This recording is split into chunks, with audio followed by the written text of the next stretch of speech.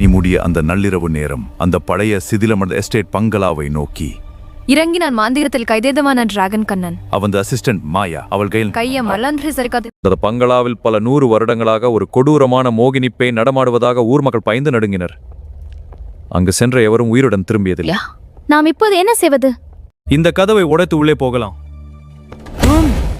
இத்தனை வருடங்களாக மூடியிருந்த இடம். அந்த அழுகிய வாடையும் குளிரும் நம்ம வரவேற்கிறது. இது ஆபத்தான இடமாக இருக்கலாம். இங்க ஏதோ சரியில்லை, என் உடம்பு நடுங்குது. பயப்படாதே மாயா, நான் இருக்கிறேன். பயப்படாதே மாயா, அந்த பெட்டியை நடு ஹால்ல வை. அஷ்டகர்ம சக்கரத்தை வரைந்து 4 மூலைகளிலும் எலுமிச்சையை வெட்டி வை. ஆம் கண்ணன்.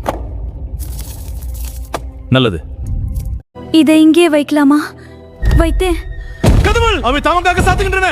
அருகுளுகிறது, உஷ்ணம் குறைகிறது. -டிகிரி. இது மந்திரம். அது என்ன மேலே பார். அச்சிங்க, அது மோகினி. கண்ணன்!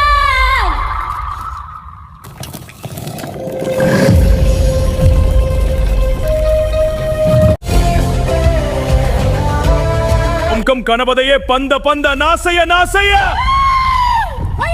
இந்த பஸ்ம உன்னை அழிக்கல இந்திய மடியே.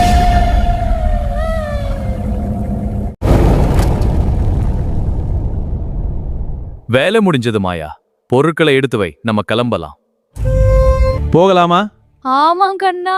தர ஸ்டாண்டர்ட் இன்னொரு பைக்கை ஸ்டார்ட் டிராகன் கண்ணன். அந்த நேரம் ரயிலுக்கு பற்றி அமைதியானதுனான வழிகள் கம்பீரமாக எதிரில் தூரல் மாறுது. அந்த பொண்ணு பின்னாடி பைக்ல உட்கார்ந்து போகணும்.